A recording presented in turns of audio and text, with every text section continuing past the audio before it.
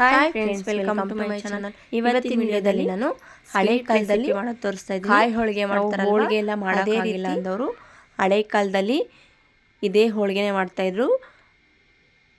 ಹಾಲು ಹೋಳಿಗೆ ತುಂಬಾ ಚೆನ್ನಾಗಿರುತ್ತೆ. ಮಕ್ಕಳು ದೊಡ್ಡವರು ಎಲ್ಲರೂ ಇಷ್ಟಪಟ್ಟು ತಿಂತಾರೆ. ಬನ್ನಿ ಹೇಗೆ ಮಾಡೋದು ಅಂತ ನೋಡೋಣ. ಅದಕ್ಕೂ ಮುಂಚೆ ಫಸ್ಟ್ ಯಾರ್ಯಾರೆಲ್ಲ ನಾನು ವಿಡಿಯೋ ನೋಡ್ತಾ ಇದ್ದೀರ ಮಿಸ್ ಮಾಡಿದೆ ನನ್ನ ಚಾನಲ್ ಸಬ್ಸ್ಕ್ರೈಬ್ ಮಾಡ್ಕೊಳ್ಳಿ. ಎಲ್ಲ ವಿಡಿಯೋಸು ನೋಡ್ಬೋದು.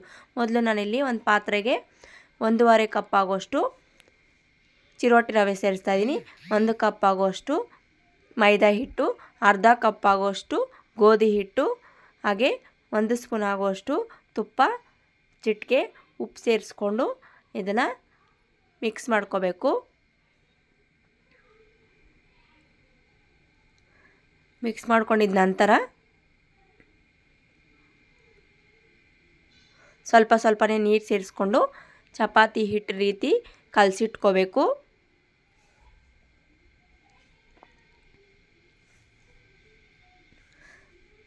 ಇದನ್ನು ಈ ರೀತಿ ಕಲಸಿದಾದ ನಂತರ 1 ಸ್ಪೂನ್ ಆಗೋಷ್ಟು ಎಣ್ಣೆ ಸೇರಿಸ್ಕೋಬೇಕು.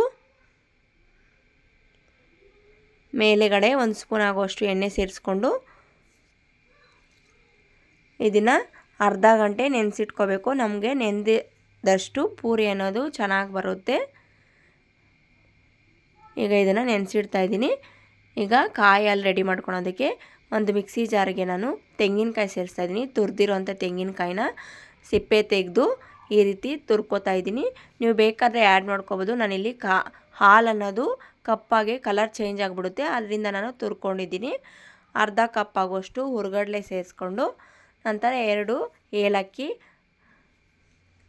5ರಿಂದ 6 ಆಗೋಷ್ಟು ಗೋಡಂಬಿ, ನಂತರ 1 ಸ್ಪೂನ್ ಆಗೋಷ್ಟು ಗಸಗಸಿನ ಡ್ರೈ ರೋಸ್ಟ್ ಮಾಡಿಕೊಂಡು ಮಿಕ್ಸಿ ಜಾರ್ಗೆ ಸೇರಿಸ್ಕೊತಾ ಇದ್ದೀನಿ. ಸ್ವಲ್ಪ ನೀರು ಸೇರಿಸ್ಕೊಂಡು ನಂತರ ಇದಕ್ಕೆ ನೆನೆಸಿಟ್ಟಿರೋಂಥ ಬಾದಾಮಿ ಸೇರಿಸ್ಕೊತಾ ಇದ್ದೀನಿ. ಸಿಪ್ಪೆ ತೆಗೆದು ಬಾದಾಮಿನ ಸೇರಿಸ್ಕೊತಾ ಇದ್ದೀನಿ. 5ರಿಂದ 6 ಆಗೋಷ್ಟು. ಈಗ ಇದನ್ನು ರುಬ್ಕೋಬೇಕು. ಈ ರೀತಿ ಪೇಸ್ಟ್ ಮಾಡ್ಕೋಬೇಕು. ಪೇಸ್ಟ್ ರೀತಿಯಾಗಿ ರೆಡಿ ಮಾಡಿ ಇಟ್ಕೋಬೇಕು. ಈಗ ನಾನಿಲ್ಲಿ ಒಂದು ಕಡಾಯಿಗೆ ಹಾಲು ಸೇರಿಸ್ಕೊತಾ ಇದ್ದೀನಿ. ಅರ್ಧ ಲೀಟ್ರ್ ಆಗೋಷ್ಟು ಹಾಲು ಸೇರಿಸ್ಕೊತಾ ಇದ್ದೀನಿ. ಅರ್ಧ ಲೀಟ್ರ್ ಹಾಲಿಗೆ 1/4 ಲೀಟ್ರ್ ಆಗೋಷ್ಟು ನೀರು ಸೇರಿಸ್ತಾ ಇದ್ದೀನಿ. ನಂತರ ರುಬ್ಬಿರೋಂಥ ಪೇಸ್ಟ್ ಸೇರಿಸ್ತಾ ಇದ್ದೀನಿ. ಹಾಲು ಕಾಯಿಸ್ಕೊಳೋವಾಗ ಪೇಸ್ಟ್ ಸೇರಿಸ್ಕೋಬೇಕು. ಇದನ್ನು ಮಿಕ್ಸ್ ಮಾಡ್ಕೊಂಡು ಇದಕ್ಕೆ ಬೆಲ್ಲ ಸೇರಿಸ್ತಾ ಇದ್ದೀನಿ. ಬೆಲ್ಲನೇ ಸೇರಿಸ್ಕೋಬೇಕು, ರುಚಿ ಚೆನ್ನಾಗಿರುತ್ತೆ. ನೀವು ಬೇಕಾದ್ರೆ ಸಕ್ಕರೆ ಆ್ಯಡ್ ಮಾಡ್ಕೋಬೋದು. ಸಕ್ಕರೆ ಸೇರಿಸೋದ್ರಿಂದ ಅಷ್ಟು ರುಚಿ ಕೊಡೋಲ್ಲ. 1.5 ಬೌಲ್ ಆಗೋಷ್ಟು ಬೆಲ್ಲ ಸೇರಿಸ್ತಾ ಇದ್ದೀನಿ. ನಮಗೆ ಹಾಲು ಅನ್ನೋದು ಕುದಿಯೋವಾಗ ಬೆಲ್ಲ ಸೇರಿಸ್ಕೋಬೇಕು. ಮೊದಲೇ ಹಾಲು ಕಾಯೋವಾಗೆ ಬೆಲ್ಲ ಸೇರಿಸ್ಕೊಳೋದ್ರಿಂದ ಹಾಲು ಒಡೆದೋಗ್ಬಿಡುತ್ತೆ, ರುಚಿ ಕೊಡೋಲ್ಲ, ಕೆಟ್ಟೋಗ್ಬಿಡುತ್ತೆ. ನಾವು ಮಾಡಿದ್ರೂ ಪ್ರಯೋಜನ ಇರಲ್ಲ. ಈಗ ಇದು ಕುದೀತಾ ಇದೆ. ನಂತರ ಸಣ್ಣದಾಗಿ ಕಟ್ ಮಾಡಿರೋಂಥ ಬಾದಾಮಿ ಸೇರಿಸ್ಕೊಂಡು 1 ಸ್ಪೂನ್ ಆಗೋಷ್ಟು ತುಪ್ಪ ಸೇರಿಸ್ತಾ ಇದ್ದೀನಿ. ನಮಗೆ ನೀರು ಮತ್ತು ಹಾಲು ಸೇರಿಸಿರ್ತೀರಲ್ವ, ಅದರಿಂದ ಕಾಯಲ್ಲಿ ಪೇಸ್ಟ್ ಸೇರಿಸೋದ್ರಿಂದ ಮೀಡಿಯಮ್ಮೇ ಕರೆಕ್ಟಾಗಿ ಪರ್ಫೆಕ್ಟಾಗಿ ಬರುತ್ತೆ. ನೀವು ಬೇಕಾದರೆ ಹಾಲಲ್ಲೇ ಸೇರಿಸ್ಕೋಬೋದು, ನೀರು ಸ್ಕಿಪ್ ಮಾಡ್ಕೋಬೋದು. ಫುಡ್ ಕಲರ್ ಆ್ಯಡ್ ಮಾಡಿಕೊಂಡು ಕಲಿಸ್ಕೋಬೇಕು, ನೀಟಾಗಿ ಮಿಕ್ಸ್ ಮಾಡಬೇಕು. ನೀವು ಬೇಕಾದರೆ ಕೇಸರಿ ಕಲರ್ ಸಹ ಆ್ಯಡ್ ಮಾಡ್ಕೋಬೋದು. ಈಗ ಇದು ಹಾಲು ರೆಡಿ ಆಗಿದೆ. ಈಗ ಪೂರಿ ಲಟ್ಟಿಸ್ಕೊಳ್ಳೋಣ. ಹಿಟ್ಟು ಚೆನ್ನಾಗಿ ನೆಂದಿದೆ. ಈ ರೀತಿ ಚೆನ್ನಾಗಿ ನೆಂದಿರಬೇಕು, ಆವಾಗ ನಮಗೆ ಪೂರಿ ಅನ್ನೋದು ಚೆನ್ನಾಗಿ ಬರೋದು.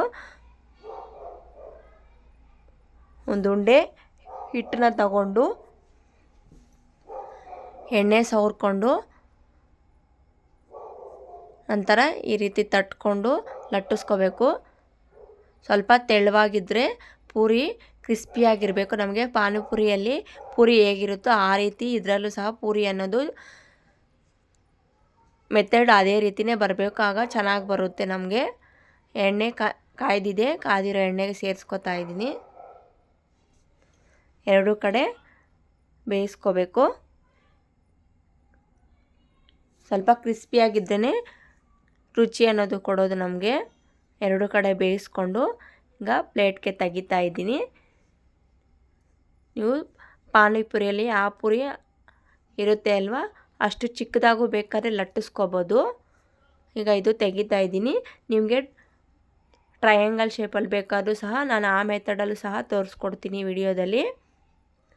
ಟ್ರಯಾಂಗಲ್ ಶೇಪಲ್ಲೇ ಕಲರ್ಫುಲ್ಲಾಗಿ ಕಾಣಿಸುತ್ತೆ, ಮಕ್ಕಳು ಇಷ್ಟಪಟ್ಟು ತಿಂತಾರೆ ಅಂತ. ಆ ಮೆಥಡು ಸಹ ನಾನು ತೋರಿಸ್ಕೊಡ್ತಾ ಇದ್ದೀನಿ. ಇದು ಸಹ ಒಂದು ಉಂಡೆ ತಗೊಂಡು ಎಣ್ಣೆ ಸವರ್ಕೊಂಡು ಲಟ್ಟಿಸ್ಕೋಬೇಕು. ರೌಂಡಾಗಿ ಲಟ್ಟಿಸ್ಕೊಂಡು 4 ಫೋಲ್ಡ್ ಮಾಡ್ಕೋಬೇಕು.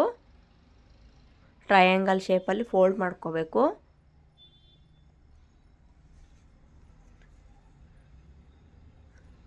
ಈ ರೀತಿ 4 ಫೋಲ್ಡ್ ಮಾಡಿಕೊಂಡು ಮತ್ತೆ ಇನ್ನೊಂದ್ಸರಿ ಲಟ್ಟಿಸ್ಕೋಬೇಕು.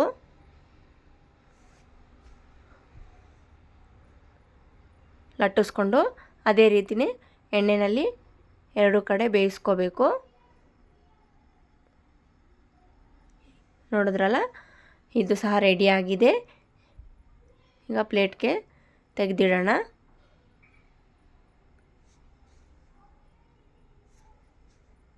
ಈಗ ಹಾಲಲ್ಲಿ ಬೇಕಾದ್ರೆ ನೀವು ಡಿಪ್ಪಾದರೂ ಮಾಡಿಕೊಂಡು ತಿನ್ಕೋಬೋದು. 5 ನಿಮಿಷ ನೆನೆಸಿಟ್ಟು ನಿಮ್ಗೆ ಹಂಗೆ ಬೇಡ ಅಂದರೆ ಈ ರೀತಿ ಮೇಲೆಗಡೆ ಹಾಲು ಹಾಕ್ಕೊಂಡಾದರೂ ತಿನ್ಕೋಬೋದು. ಇಲ್ಲ ಸಾಂಬಾರು ಅದೇ ರೀತಿ ತಿಂತಾರಲ್ವ, ಇಡ್ಲಿ ಸಾಂಬಾರು ಅದೇ ರೀತಿ ಆದರೂ ತಿನ್ಕೋಬೋದು. ತುಂಬ ಚೆನ್ನಾಗಿರುತ್ತೆ. ಅಜ್ಜಿಗಳಾದರೆ ಸ್ವಲ್ಪ ನೆನೆಸಿಟ್ಕೊಂಡು ತಿಂತಾಯಿದ್ರು ಆಗಿನ ಕಾಲದಲ್ಲಿ. ನೀವು ಸಹ ಟ್ರೈ ಮಾಡಿ. ಹಾಗೆ ನೀವು ಹೇಗೆ ಮಾಡಿದ್ದೀರ ಅಂತ ಕಾಮೆಂಟ್ ಮಾಡಿ. Thank you for watching. Bye.